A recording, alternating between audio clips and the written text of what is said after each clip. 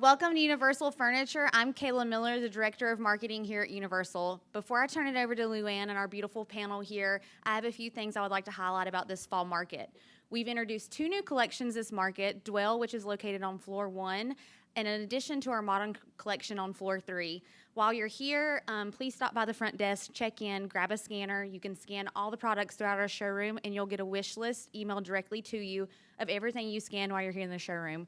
We also have a dedicated designer's lounge that's located in the lobby. You can get hair touch-ups, you can grab a drink, relax, catch up on emails. It's a dedicated space for designers here in our showroom. We also have a Sunbrella patio party that's happening after this event out on our patio. You'll go through the cafe and it's right outside there. So before we get started, help me give a warm welcome to LuAnn and our panel. Thank you, Kayla. Thank you, Kayla. Thank you, Universal. We're so happy to be here. We're so delighted to see all your faces. Yay. Okay. Name, rank, and serial number, my friends. Go ahead. Why don't you kick us off? Oh, you want me to start? Please. I'd be happy to start. My name is Rick Campos. I'm a recovering interior designer. I'm the host and founder of Design Biz Survival Guide podcast, and I also do business coaching and produce learning opportunities and events for designers. And I'm Decker-Erickson. I'm a commercial designer because, like Rick, I made it 3 years in residential, and then I said I'm not a marriage therapist. And I left. So to all of you, I say, well done already. You have more experience than I do in that arena. But I do business coaching now, which I absolutely love, and teaching designers how to go from residential to commercial and make that transition. Get your life back. Nobody bothers you on weekends when you're in commercial. If I can put in a little plug for that. And our podcast is Success by Design, Mastering the Business of Interior Design. My name is Lynne, and I am the owner of ML Interiors Group, which is in Dallas, Texas. We're an award-winning 7-figure interior design firm, and I am a trusted authority and business coach to interior designers who want to scale from 5 figures to multiple 6 without losing the profit or the passion. I have a podcast named Design for the Creative Mind and a variety of different ways that we can work together, which we left a little thing in your seat. Shh, check it out. All righty. So we have the experts here. You want to hear about process? Yeah, right? All right. So I want to start with, the Sandra Funk calls it the dark night of the soul night, right? The day, the moment, the hard lesson, the moment that you went, okay, I'm going to need a process. We have these moments. Now, it doesn't have to be the defining singular moment, because as soon as I did that, your brains all froze, because I didn't give them the questions ahead of time. I should clarify. I gave them 10 questions, but I don't have them. So. They were really good questions. Yeah, that wasn't on there. No, but seriously, you know what? Because here's the thing. Here's my goal in this question. You guys are all respected business coaches now. You've all done the design, continue to do the design, and you have mastered it. To the extent that you can master it, I've got to say, we don't, really, really master it, right? But it feels, when you're on the other side, it feels like, oh, it's always been fine. It's always been good. You were always all right. So give me a time when it hurt like hell. Oh, y'all, I can tell you, I literally walked in the door and fell onto the floor in a puddle of tears. Literally just it was the worst, because I had clients that were shopping me and clients that were trying to negotiate and clients that were just running all over me because I had no boundaries and because I didn't know what I was doing. They knew that and did not have the confidence in me. So literally I was laying on the ground crying, and I promised myself when I figured it out, I would share it with others. So here we are. Good for you. Yeah. Defining moment? Having a client call and say, that was a really great $130,000 floor install, it's not working. And literally it's lifting. And calling my rep and having my rep go, they didn't install it correctly. And having the installer go, we totally did it to spec. And I sat there and I just thought, you've got to be kidding me. So this is the other side of commercial design, right? The numbers are crazy. And so when you get that call of something not working, it's a big 6-figure crisis. And I just sat there and I thought, how are we going to do this? How are we going to do this? We got to figure this out. And we got to bring all these people to the table. And what did go wrong in the process where we have everybody finger pointing at the end on a 6-figure job? And same thing. When you figure it out, it's like, I pray no one else has to do this, because it's good for a lot of wine and a lot of medication. And no one should have to go through this. And yeah, that was that was a moment. I literally thought I was going to lose my entire business. It doesn't matter how much insurance you have, right? You're like 130,000 down. Oh, there's not enough air in the room to breathe through something like that. Yeah. Yeah, that's major. I think mine was a little more emotional, although I wasn't in a puddle of tears, but it did kind of make me cry. And it was a project that we worked on for 4 years, and we put our heart and soul into it. We broke a ton of rules along the way. We strayed from our process more times than I can count. And sadly, upon installation, the client just never showed up. Just never showed up for the installation, and really kind of solidified how much we strayed from our process and how much we strayed from our qualification process for our clients. And it really forced us to say, if we never want to feel this way again, we need to really respect our processes and we need to enforce them from onboarding all the way through, procurement to installation. I'm not getting it.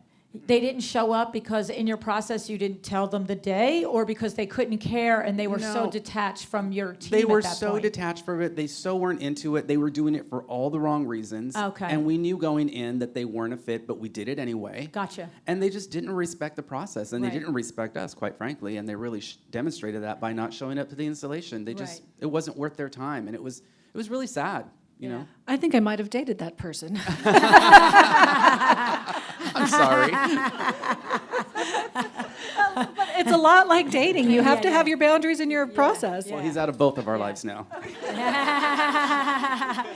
You thought this was a serious panel about process. This is really the comedians on tour here, okay? Okay, so listen, I don't, look, we all have podcasts, we all talk about process. Like, I feel like you've heard every word about it.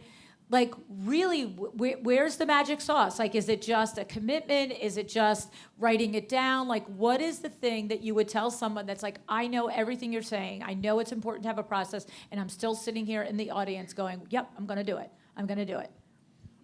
I'll start because I coach so many clients, they come to me, and we always start with the contract. That's the first thing I look at no matter what you want to be coached in. I look at your contract because that tells me how you do business. So when a designer comes to me and says, well, I really don't have processes, I say, do you have a contract? And if they have a contract, then you have a process.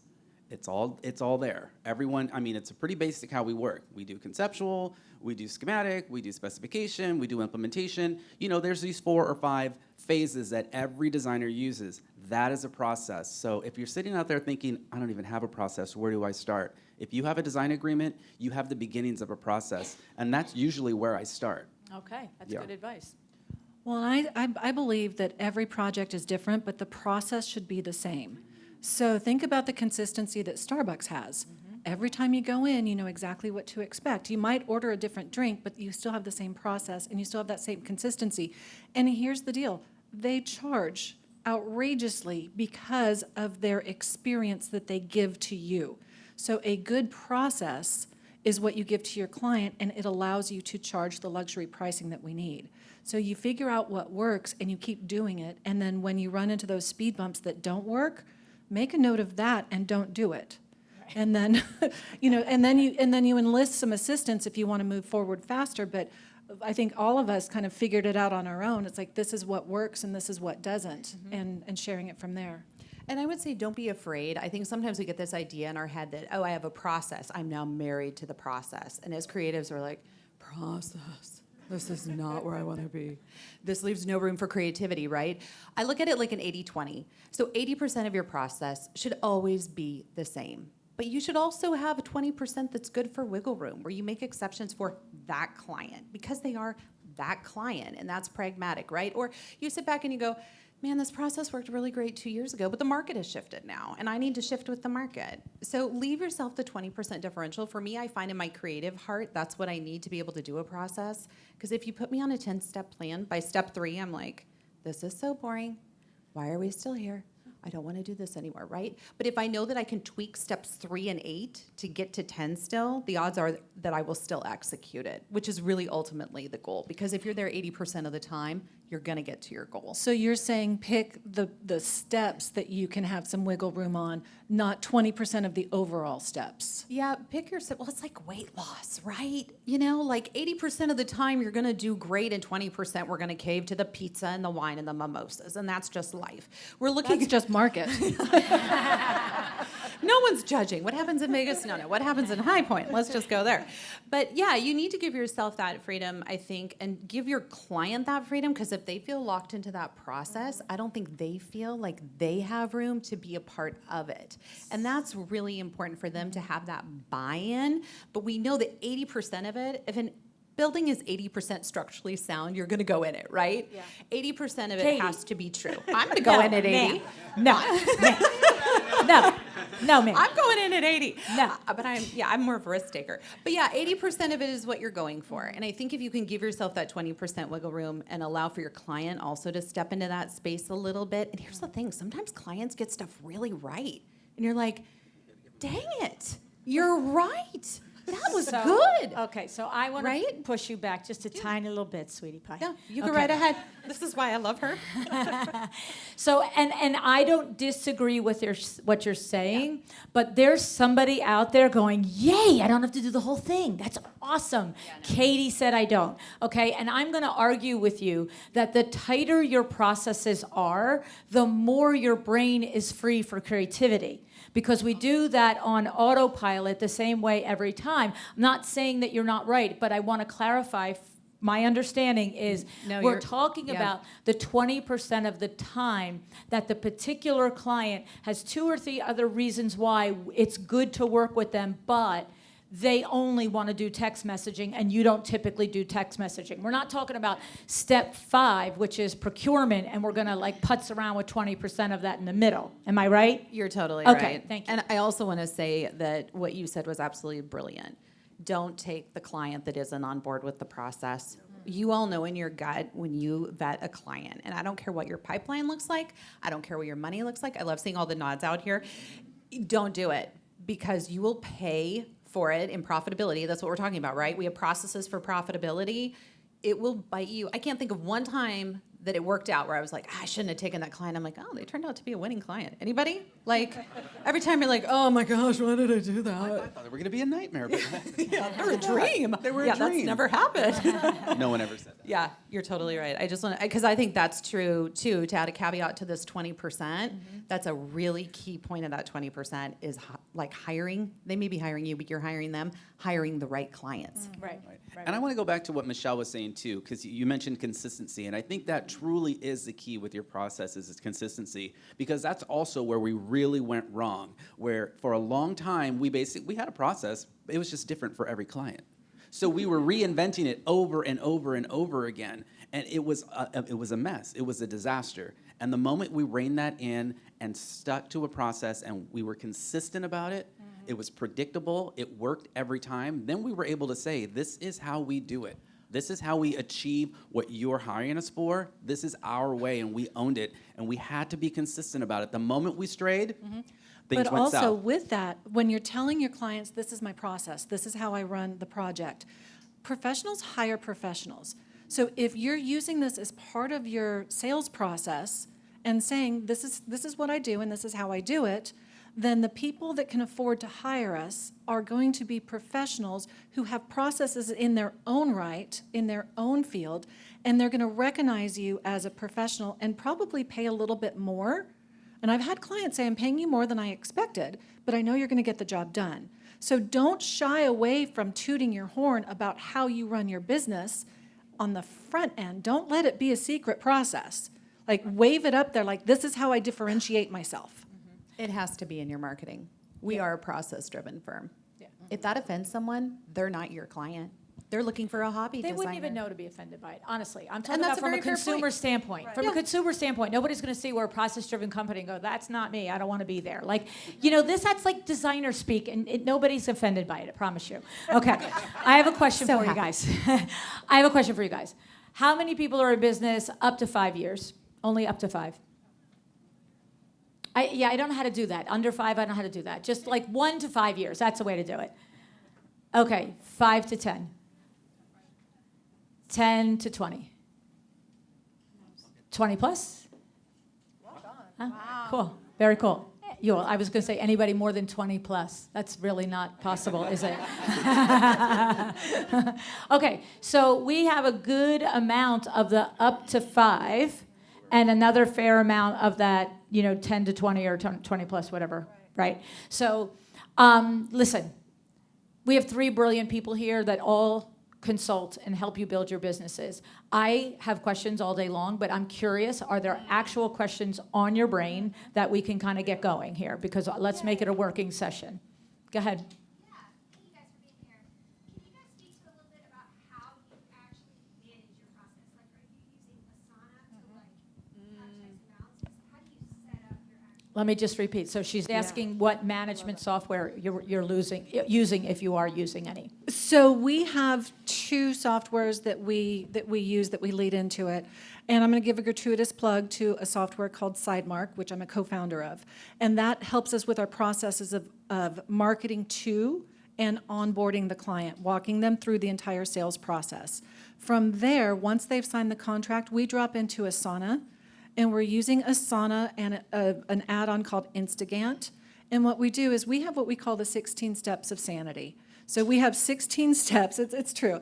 It was better than a 12-step process. But so the 16 steps, we have the steps, and then we have the sub-steps, and then the sub-sub-steps that are assigned to everybody on the team. So Asana has been fantastic for us. And here's why. It's because it's very easy to use, and it doesn't feel cumbersome and hard to do. You could still do it off a spreadsheet, but this way you can assign it to different people and you can mark it as done. And I love to see the little narwhal fly. Yeah. I'm a little more old school, so I'm a pen and paper kind of guy. So it's usually a dry erase board or a pen and a marker, and I really just have my clients lay out their process. We do it, on a dry erase board or somewhere where you can really see it and kind of connect all the dots. And then that kind of downloads into Asana. I'm a fan of Asana. It's very easy to manage something, but creating those processes first is a very visual process to me. Yes. That's how we don't miss things, and that's how we can shift things around. I'm sure there's a techie platform that you can do that on, but that's not my jam. I like paper and pencil, and then we get it into something like Asana, which I have found is a very effective tool. Asana will not be calling me. I am not in their marketing department.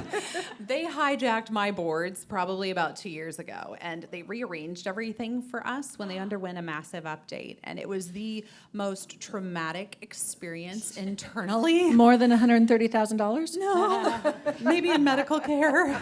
I just remember sitting in my office and just twitch. What happened? And being on the phone, we had our whole team on the phone with tech support trying to figure it out, and they couldn't figure it out. Long story short, we went with a company called Fibery, which I really love. It's a build your own, and there's lots of great software out there. The key is finding one that works for you. Yeah. What I love about Fibery is I can really tweak it, which I feel like from a commercial perspective, we really need to do. And so I really love the flexibility of Fibery and what it gives us. But to kind of answer your initial question, too, about processes and getting them down, you knew I was going to bring up AI, LuAnn. It's here. Oh, girl. There's a great company called Scribe, and they are literally, they get on your machine, the bots, the whomevers, and they record what you're doing in real time, and you can add that to your library. So as you're onboarding people to your team, you don't have to explain to them how to do your processes. It is recording it in real time on your machine as you are doing it, which is amazing to me. And there's so many other companies out there right now that if you're not using AI to help you because you're like, I don't want to write it down on paper. I don't want to spend half my day creating my processes. Like, I don't want a 4-inch manual. That's not in my scope because it's not in mine either. I totally get that. Having something record what I'm intuitively doing is so helpful. And then it gets filed in Fibery in our library under whatever topic it is, so anyone can find it later if they want it. Fancy. That's pretty cool. Fancy. I mean, we use Loomly for that. Is it similar?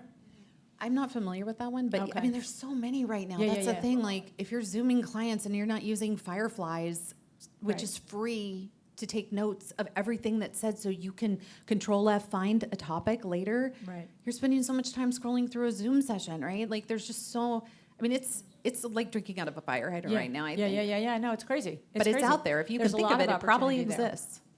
Questions? Oh, we're all done. Okay, bye. You got all the processes down? Okay. How are you managing your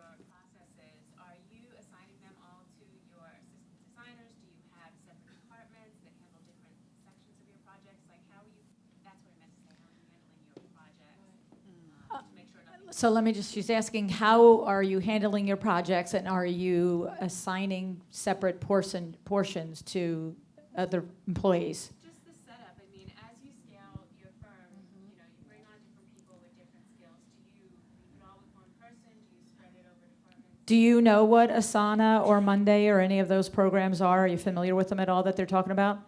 Well, because then like, Susie does something, she tags Sally, Sally has to do something, Sally tags you, and it all comes around. So you're all working all the way. I get the communication part. I guess what I'm saying is, Yeah. how do you structure your staff and their responsibilities? I can answer that. Okay. So, for example, what we do, and right behind you is one of my senior designers, Juliana. What we do in Asana is basically, there's part of the onboarding that she and my other senior designer do that's specific to them. There's some things that I do, like maybe I'm going over the contract with the client, and then once we move into the project, Juliana's doing the design, and then when we have trade day, maybe she's going out there with our junior designer and taking the measurements and doing those things. So they're tagged on it based on their level of expertise. So Debbie has kind of tired of designing right now. She's tired of clients, so we can all understand that. And so she's doing a lot of our back office stuff. So she reviews the proposals, she sends out the invoices and things along that line. So we do just assign accordingly. And then maybe Alexis is putting the floor plan into chief architect to begin with, and then we're outsourcing some other things. So we take who's going to be most efficient, because you wouldn't want me putting it in chief architect, because I would take forever. So who's going to be most efficient, that's who gets assigned that particular task. So yes, we do spread it up. We don't have different departments. Sometimes they cross over. If Juliana's too busy doing the design on this, then Debbie, you're going to have to suck it up and do some design over here, even though you're going to be doing the proposals as well. Does that make sense? And I would just add to that too, what I love about Fibery is you can assign multiple people to a task. I don't know if Asana's evolved to that point yet. When we left, it hadn't. And so it's great as if we are onboarding someone, to your point about scaling, and we need them to shadow, they both get assigned to the task, and then they know they need to work collaboratively. And then there's subtasks, but then we can create automations too. So you have 3 days to source, and then that task is automatically getting moved to the next step of the process again. So we keep them moving. So it's not like 6 months and like, hey, you had a look at my plan lately, Like, no, we can tell them, because we give each of our clients a Monday update. This is exactly where your project is at. This is what we are doing. This is what we are going to do on it. So they can internally manage. We can do that because we know where we're at in the process, because of the automations that are set up within there. So we're not waiting for someone who's like, well, I'm still kind of working on that. I need another day. It's like, sister, it's leaving the station on day 3, and it's moving to the next step of the process. And that helps with scaling. I think that helps immensely with scaling. And then when someone knows it has to go to someone else, they really do feel a moral obligation of like, I really got to get this done. Or Susie's not going to be ready to take this on Tuesday. I'm not positioning her for success. And so then everyone kind of starts getting this synergy, because we understand where we're supposed to be going. Okay. So question, Jewel, go ahead. So this is really granular, but it kind of ties into that maybe a little bit, and specific to software for managing files. So we use Google Drive, and it's, but there are sometimes like where, I might have to go into the file to work on construction drawings, but somebody else in the team might have to go into like furniture or whatever. And we don't want to be in the same file at the same time. So, and I see as you scale, that becoming more of a risk, right? Right now, we're a really small office, so we can kind of just chat with each other. But is there anything you guys are using to kind of streamline that? Like, I'm working on this project, no matter what software it's in, because I can see it across multiple softwares, like Chief Architect or these design files. But like, if you're in a design board and somebody else goes in and changes stuff, it's kind of like whoever saved last. Yeah, that does, we have had some crossover in that respect. We've just ended up buying more licenses. So like if we're in design docs, we've got 3 people that can log in. If we're in chief architect, we've got a couple things. But a lot of it's going to be the communication of, hey, I'm going to be in chief doing this, and then saving it.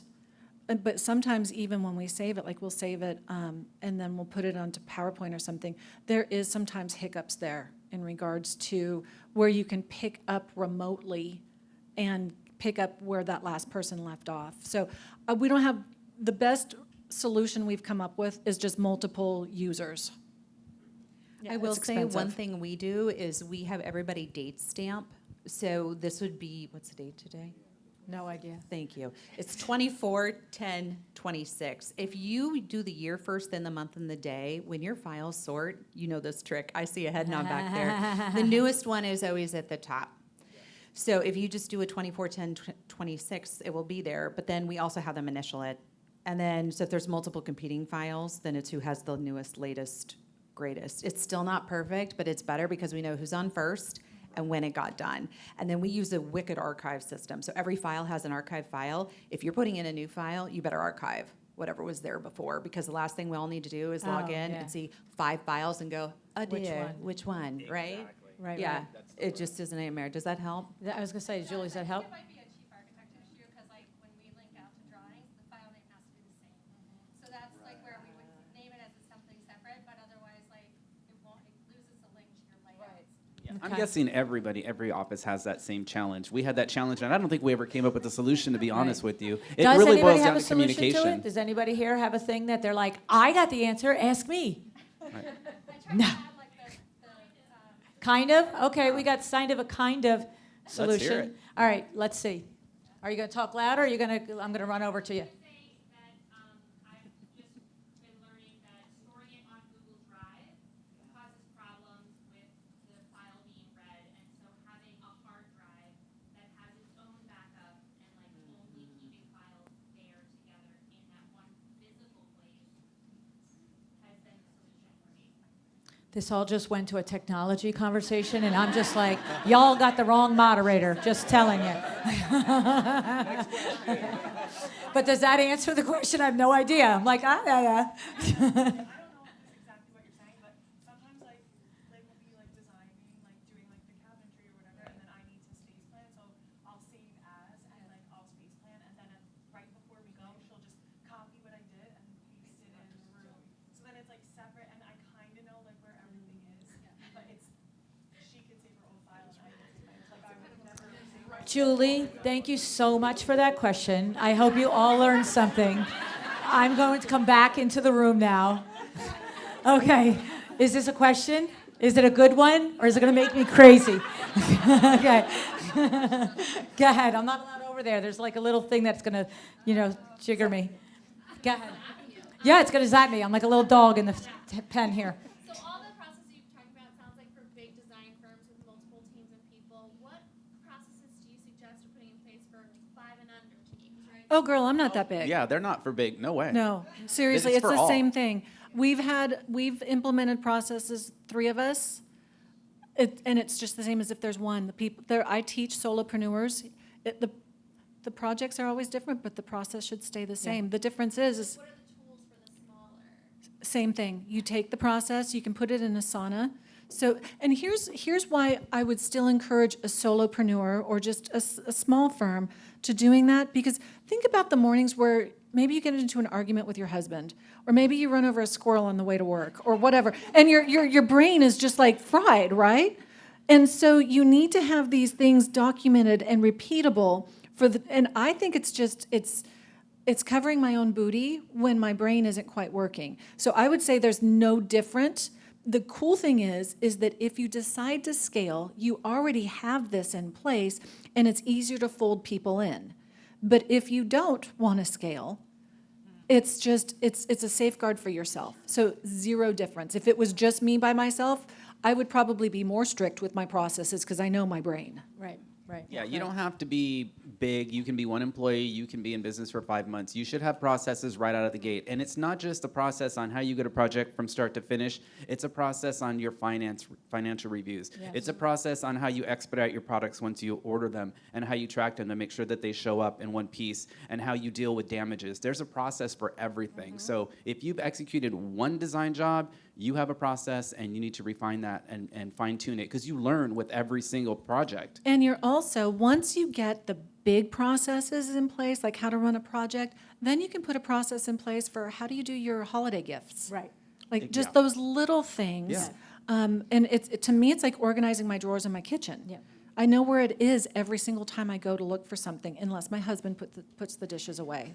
And then it's a free-for-all. But you know what I mean? It's like, it's always there. Yeah.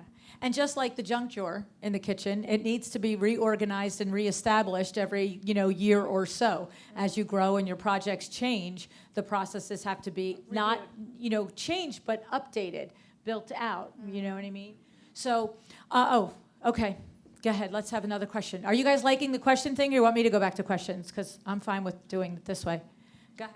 You got my eye. Go ahead. I'm gonna get specific. Can you walk us through your new construction process? No, she can't do that here. That's too much. But it's more the questions about their lengthy.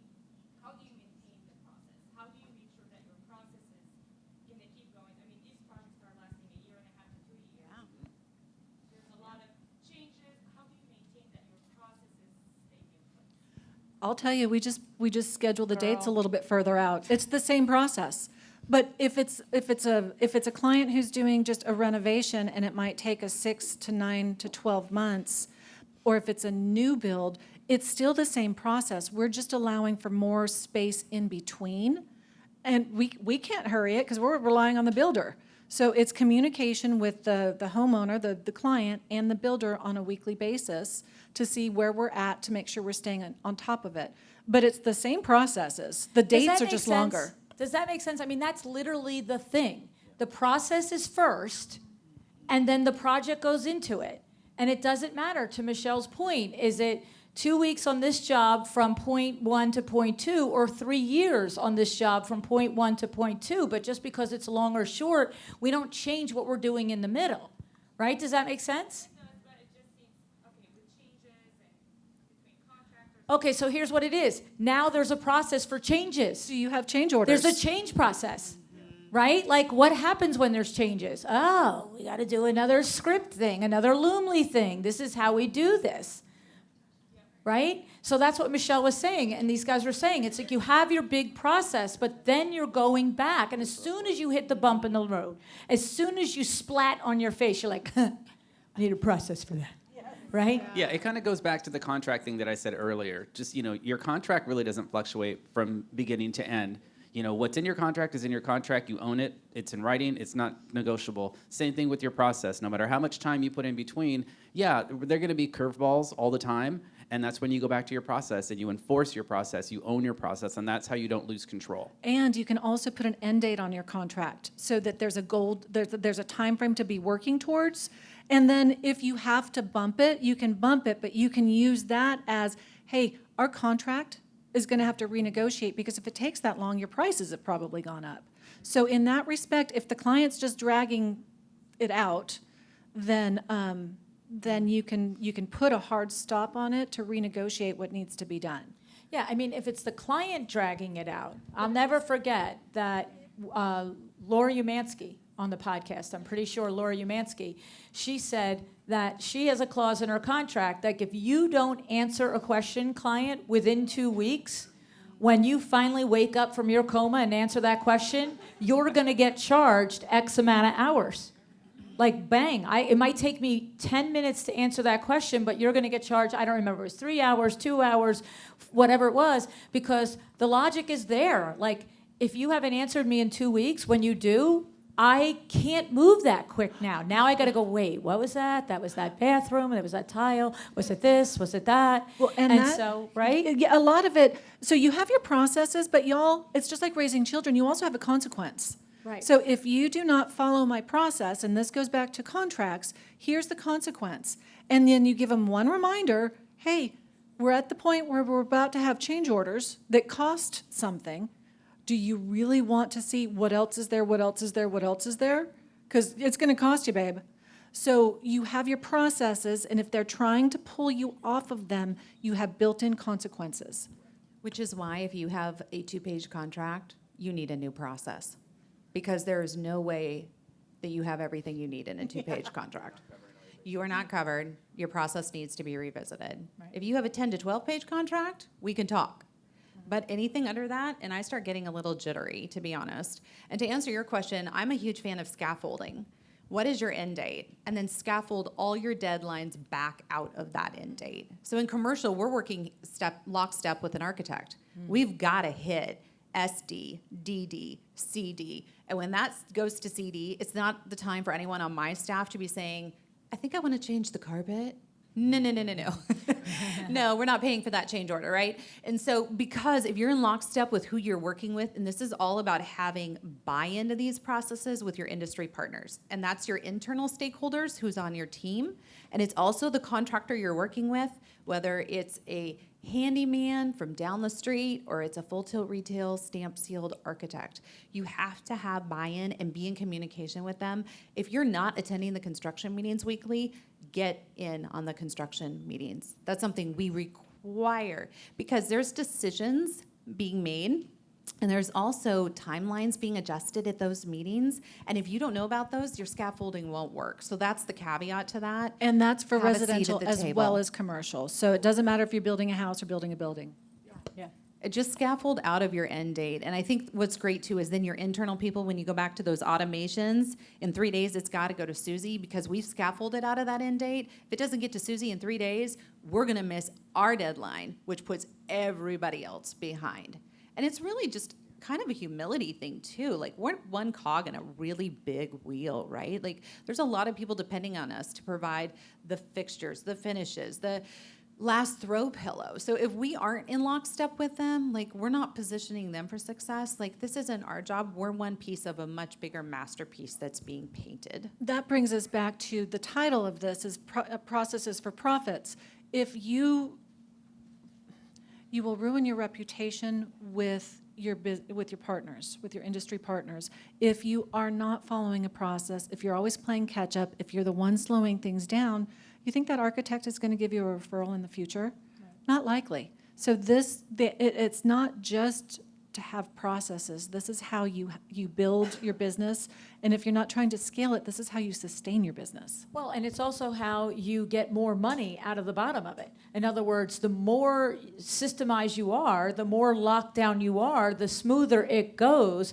And the project, 4 years ago that you screwed up 60% of it and you made 10K, that same project, if you were to run it process-driven, you could probably make 40K. So you make more money each time when you increase your efficiency and you reduce your mistakes, right? So we have a question here. For your project process, are you marking the moves through your process by billing? So is it like, we're at the end of this process? Well, I know you're billing in the beginning, but are you billing at the end of each process? Is that your marking? So I'll tell you exactly how we do it. So when we are signing a client, and now it's going to, y'all, I'm going to sound like a politician. Well, it just depends, right? For the most part, we take 50% when they sign the contract and then 50% prior to the design presentation. At that point, if there's any changes, then we do change orders, okay? And they are charged for those. We have parameters in our contract, like you get one per room or whatever for free, and then you go from there. But we also have processes that we have processes built into the design development that eliminates change as much as possible because they've seen so many things.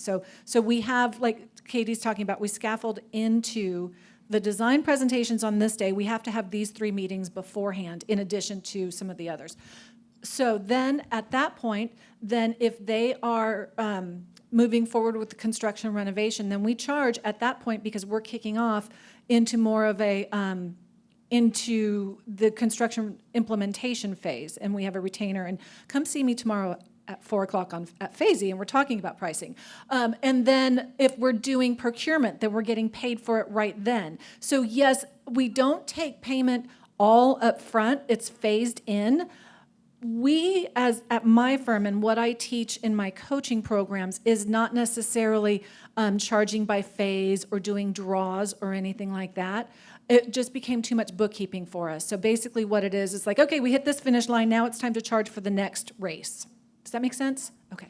Yeah, my approach is similar. It's very phase-driven, not process-driven, so I can't really think of too many examples where the process aligns with the phase. I usually break it up into 4 phases or 3 phases, depending on the scale of the project. That's my experience, and that's how I coach my clients to do it. Right. I'm going to convert everybody to commercial in here because you just bill once a month and you get paid, and it's you really just- nice. Yeah, which I think is fantastic, but my bookkeeping. Yeah. I mean, Yeah. that is the part that I love is they expect to receive their monthly invoice. We don't worry about retainers. They're in business. They've been in business. We have never been, fortunately, screwed over by a commercial client. And so that's like the upside of it. They expect to get a monthly invoice just like you do for many of your service providers. That's a whole different beast, though, commercial design. It though. is a whole different It's beast. different price structures, different deadlines, different all, you know what I'm saying? It is, and yet after doing 3 years of residential, because I've been at this almost 17 years now combined, after doing residential for 3, it is different, but it's still the same. You're still Yeah, picking core. and procuring and installing and making things beautiful, right? We have different durability, we have different fire code, we have to deal with ADA compliance in public spaces, but don't let that intimidate you. I mean, it can still be done. I mean, it really, really can, and I think it's really fun. She's like, I want more commercial designers. Come to me. If you're tired of being a marriage therapist. Okay. Apparently, I had the worst Go ahead, clients over ever. here. Go ahead. Yeah. What do you say to the designer who's afraid to set up their processes for fear of not being able to meet the deadlines? Aw. I give you a big, big hug. And you have to give yourself grace. Okay, that is so legit. And that tells me that those processes are not good processes if they can't be followed and implemented. So maybe right now you say my process is, it's going to take 5 days. I'm sorry, if there's any Susies in here, I am so sorry I keep using that name. I try to use But- Sally. There's not a lot of Sallys. Let's go with Sally. Thank you, LuAnn. She's saving me again. So you say, okay, it's going to take 5 days, maybe right now, for Sally to source and get through this. I know in 2025, one of the goals of our firm is going to be to get that reduced to 3 days. But for right now, our clients are used to 5. We're going to take it at 5. We're going to do the best that we can. You don't have to go telling them that you're at 5. Well, I was just going to say right? that too. We don't have to tell them. We You can don't do have to tell test them. runs. Yeah. We could do test runs. Bang, bang, bang. How many And- times do we do it on time, on process? And now we sit there and say, voila. Well, that, and you have to track your data. Right. Right. Don't No, tell don't do them. that, girl. Don't do that. tell them. Yeah. I mean, there's a great term we use in our firm called shortly. We'll get back to you shortly. I love shortly. I mean, but internally, I've had to come down on some of our teammates and be like, so shortly, was that like 2 days, 2 weeks, 2 months? But like, it's okay to, I think the thing is communication. Nobody in the history of mankind has ever said, they just over communicated with me and I really just can't take it anymore. Have you ever had a client say this to you, right? And so that's how come we started doing the Monday updates, because it was like, we're going to head that football off at the pass, and we're just going to let them know right where their project is at, what we're doing for the week. We're not going to necessarily say in 3 days you're going to magically see your mood board. We're going to get that mood board over to you shortly. And you, just that alone, that like they see me, they hear me, they're working on my project. Thank you. Yeah. And they're out, and they're happy. Yeah, there is a fine line between what you're doing internally and what is client facing. And it can still all fall under the same process, but to your point, the client only needs to see so much. They don't really need to know how the Yeah, watch is and- made. They just need to know what time it is. And listen, we're not at the rehearsals for the Broadway shows, right? We only see the final product. So run your process, rehearse it, and then know when you're ready to say, I can commit to it. You had a question over here? Well, just talking about that timeline of if I have a very small firm, there's like 3 of us, including the bookkeeper, and Monday updates to my clients during procurement is killing me. So is it okay if I'm like, you're gonna get a monthly, I mean, we ordered your stuff, it's not here yet. Your So, highway. so I'll tell you the way Your we do highway. it. So we're pretty stringent. We do Friday follow-ups or weekly Wednesdays, like whatever you want to do. So if you're still in procurement, like you can tell the client, hey, we're doing procurement. It's probably going to be a month until you hear from me again. But if anything comes up, I'll be sure to let you know. Another thing you can do is if you, and we did this at one point, I thought it was kind of funny, is that if there was nothing going on, I would send them my favorite recipe or a joke or something like that. So, hey, it's Friday, there's nothing going on, but look, this is what I made for dinner for my family last week, and it was really good. Or, That's hey, fun. I you know, like that. Memorial Day's I coming like up, that. take a look at this drink. I So, like that. so in that respect, you're still top of mind. I like that. But either way, it's like my team's kind of, I mean, Wacky, we're like quirky. you. We're Yeah. quirky. Go ahead, So say it. it's Own it, fun. girl. Yeah, it's part of my charm, right? So in that respect, just do what works for your brand. Yes, that's And it true. doesn't Don't have- send recipes or memes if it's not your look. But also, they don't need to know that, hey, items 1 through 17 have been ordered. We're waiting on 18 through 22 Yeah. because we don't need to order them right now because you're just going to pay a receiver fee, whatever. Just, yeah. I have some clients that, because I'm sorry, I do on Studio Designer, so you can automatically, I let the client. It's do the funnel, best, yeah. Then it's great, except for if you have the one that's like, this estimated shipping, I was like, I updated it when it's updated. Correct me. That's really hard. And I will say, kind of what Rick said, less is more. So we're on 6-figure, 7-figure procurement orders, right? I will tell you, they get a 2-line Monday update. We are 50% of the way through procuring your items, and we will keep you updated as they go. So every week they're getting a percentage. People love ticker tapes, right? Like, don't you feel good when you fill up the bubble? So do your clients. So if you just say, we're 50% through procurement, and then once again, what's that reminding them? You're a process-driven firm. So we're 50% of the way through this process for you, and that's all they need to know. And it's on the way to the warehouse. We've checked it to make sure nothing's damaged. And See we you don't next let week. people see the reports. At the end of the day, they don't need to see the Yeah, report no. because it's our job to protect them from the hell that we go through doing procurement. Yeah, and you don't They want to pay cloud us their well brain. to protect them. Yeah. That's right. Right. You don't need to cloud their brain with all that I was crap. going to say the same thing. I come from a luxury design firm, and so we never, even though I know all the major platforms now allow a client interface, It's all internal. we never activated that. It's the last thing they wanted to see or needed to see. I am a fan of constant communication, though, regular communication, so we would say, no news this week, same as last week. We didn't send recipes, but we did communicate on a regular basis. So it was consistent. They knew that they were always going to hear us, that, with some sort of update, whether it's nothing or something. You have to think about it, guys. You have to think about it. Less is more. Go, do your process with somebody in your life, right? Literally, it's so funny because a number of times when I'm working with somebody on my own coaching clients, right? I'll be like, okay, so what's your firm? What's your specialty? How do you describe it? Blah, blah, blah. 3 minutes later, man, I'm done.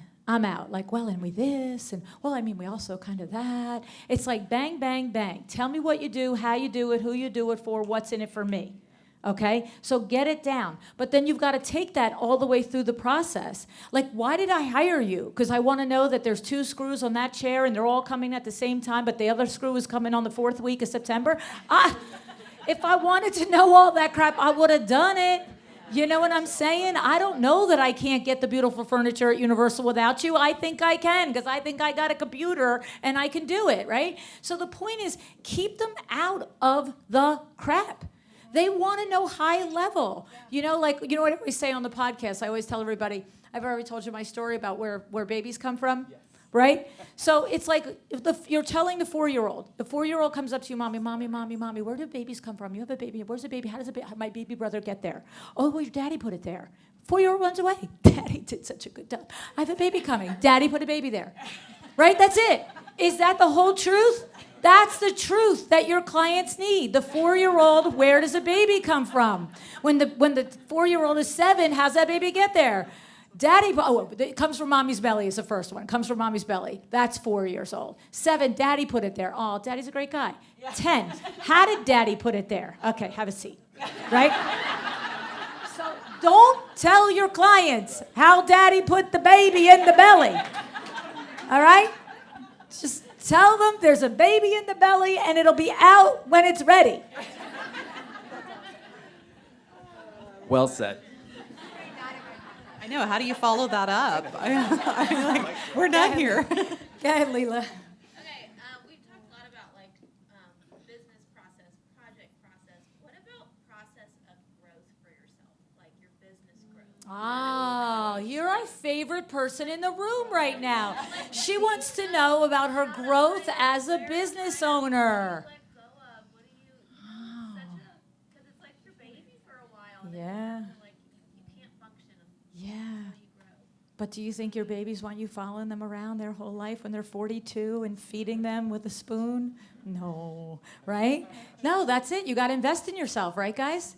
You have You to do. invest in yourself, and you have to empower your team. And I heard a great podcast with Jeff Bezos on it. And his number is very different than my number. But effectually, he said to his team, walk into a room and make whatever decision you need to make up to X number of dollars. we did that. And if you can't walk out of it, then you need to come see me. Yep. What that creates in your firm will be autonomy, empowerment, and people begin to think creatively and critically because now they feel empowered to do so. So for my team, I said, great, $300. You guys get to make a mistake up to $300. I'm not gonna get mad. I'm not gonna get angry. You walked into the room, you made the best decision you possibly could. Great. Because if you leave it up to you, and I think we've only had that happen like once or twice where it's really gone south, but the amount of decisions I have not had to make for that one $300 payout is insane, right? Because it gives you your space back to your point of like investing in yourself, thinking creatively, and figuring out where you want your firm to go. Do you want to scale? Do you want to pick a new demographic to go after, a new niche? Or you just have that creative space, which is what all these processes are about, is giving you back that creative license again, right? But give your people the empowerment, and maybe your figure's $100, whatever it is. It's amazing what people will do when they're like, I'm not gonna get in trouble, and I can try those. It's like putting a kid on training wheels on a bike. Like all of a sudden, they're gonna be taking off and doing some pretty cool stuff.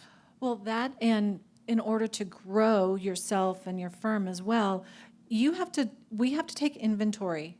I've been saying this a lot lately, is that I'm personally much more sophisticated as my business has become more sophisticated. Like we were talking last night, I used to think Ethan Allen was like the high-end furniture, right? I mean, it's true. It's like, but as my clients got more sophisticated, I had to become more sophisticated. Part of that is removing our ego and saying, I can do that, but I don't need to do that. Or I don't want to do this anymore. Who can I hire to do it for me? So part of it is taking a look inside of ourselves and really removing ourselves from our business because it is like our baby. And I know how to do that better than she does. I'm faster than, so I'm just going to go ahead and do it. Well, no, what we need to do is we need to have our processes in place, like we were talking about when you do bring somebody on, and teaching them how you do it and then nurturing them to allow them to do it. But a lot of that comes with our own internal stories that we tell each other, our money stories, mindset, things along that line, and continuing to develop outside of just the business. So I know Leela here is one of my coaching students in the Interior Design Business Bakery, and we do have all of this, but that's not all there is. You have to become a better person to have a better business. And it's interesting, like you get more sophisticated, your business gets more sophisticated. You get, your business gets more sophisticated, you have to level up personally. So it goes personally, professionally, and they are tied together, but you still have to remove yourself and your ego. Yeah, and to add to that also, if you're talking about like making time to come to High Point or going to a business retreat or that sort of thing for personal and business development on your own, on your business, it needs to be part of the process that you have in place already for your employee reviews. How often do you sit down and touch base with them? Do you review them annually? You know, what does that path look for them going forward? You need to insert yourself into that as well. Don't forget yourself. Yeah, I mean, and the thing is too, you know, look, you're all here. You've all invested in yourselves to come here to High Point, to travel here, hotels and planes and all the things. And you're sitting in this room to learn. But the thing is, don't let it just be once a year or twice a year. You, to Michelle's point, in each of them, you know, how many, who has a kid or a grandkid, right? Oh, yeah. Right? And so, like, your kid or your grandkid walks up to you and says, you know, I'd really love to play, you know, be a ballet. You know, I'm 4 years old, I want to dance. Okay, do you like get her tap shoes and dance shoes and just go, see you, bye? No, you spend thousands of dollars for that kid to get a lesson every single week. You buy the tutus, you buy the tiaras, you buy all the things. So where are your ballet and tap lessons? Like, you opened a business, man. Like, think about it. Nobody asked you if you knew how to do it. Nobody asked you if you had any qualifications to do it. They just went, yeah, okay, file your thing and you have an LLC. Ping. There you are. You're in business, girl. Right? Vistaprint for the business cards. Right? But what are you doing? You don't just okay, I got my LLC. There's my tap shoes. I hope they start tapping. Right? So you've got to do the work. And don't begrudge yourself the work. Like, you get up every day. It's like, what am I doing to pour into myself to learn how to be the CEO? What am I doing so I get better at understanding my finances, at understanding and creating my processes, and understanding my ability to communicate at a high level with expertise in a way that people get what I do and they follow me right down the road when I want them to, right? And keep investing in yourself. Get a business. I mean, seriously, you can throw a stone and you are going to hit a business coach out here, right? I got 2 of my business coaches in the room. Yeah, Eileen but- Hahn and Amber de la Garza in the room. So in that respect, your business coach today is not necessarily what you're going to need next week or next year. So you have to take an assessment of yourself and determine, what do I need help with? So I've recently hired a financial coach because I've got so many balls in the air. How do they all play together? Okay, I didn't need a financial coach when all I had was my interior design business. So as you grow, you need to bring on different experts. But the experts are going to help you move forward faster, and they pay for themselves by alleviating the mistakes that you're going to make. And here's the thing. If you don't think it's worthwhile to invest in yourself, you don't think an expert's going to get you further, faster, better, with more clarity, then why don't we just tell everybody in America to go design their own homes without a professional? How about that? Do you think that their rooms and their homes and their spaces are going to be prettier, more balanced, more complete without you? So you understand that somebody should hire you as the expert. So where are you in that equation, right? There's a really great book out called The Red Rubber Ball by a guy named Kevin Carroll. And he calls himself a catalyst with a K. He worked for Nike for a long time. And he talks about something that I think is incredibly valuable called the lonely work. And it's the things that we're talking about today, processes. Your clients aren't going to see them. Back to, like, they don't need to know how the watch is made. They just need the time, right? Yep. And so when you're investing in yourself or you're creating your processes, it's so that when you get on a stage like this, you get a chance to shine. Because you've done countless hours. You've had those soul-sucking moments of darkness. Like, you have done all the hard work in your sweatpants, your yoga pants, while running kids to school and taking that client call. And I know you all have done it, and you keep showing up for it. Those moments of lonely work and creating those processes are what are going to allow you, when you land that dream client, to bedazzle them as much as they're enamored by you. Yeah. And I can't underestimate and can't, it's so important to do the lonely work, and don't be afraid of that lonely work. And you are part of the lonely work too, because we always are giving of our clients. Like, I love this about my coaching clients. They have the biggest hearts for their clients. Some of the things they do, I'm like, what are you doing? Why are you doing that? I really care about them. I'm like, I know, they're lovely, but they're also profitable. Like, you can have both. They can be lovely and you can make money off them, right? But you don't have to turn yourself to ash to warm them up. That's a great way to put it. Yeah, and so your part, you cannot pour from an empty cup. That's healthy boundaries with your clients, but it's also healthy boundaries with yourself and saying, today, I just can't do that today. Like, I'm not gonna lie, total moment of honesty, before I came and sat with you guys, I went and took an hour-long nap. I started at High Point at 8 o'clock this morning and did back-to-back. And I was like, I need 1 hour of sleep to be coherent. I'm jet lagged. Like, I need 1 hour of sleep. My 35-year-old self would not have done that. My 45-year-old self is very comfortable doing that, right? Because I knew I couldn't come here and share with you and, like, share this space in this moment and value your time if I literally didn't go take an hour-long nap. And I'm so glad that I did that. Sometimes the lonely work is literally taking care of yourself. Yep. It's a great question. Yep. Want to close it out with anything, Rick? No, I couldn't agree with all of that more. I wish I had a nap in between. I really could have used it. But I agree, really, it is all about yourself. You were too much fun last night. Yeah, I was up late last night. Oh, man. All right, well, you guys were amazing, and you guys were amazing, Thank you too. for being We here. appreciate your coming here with us today.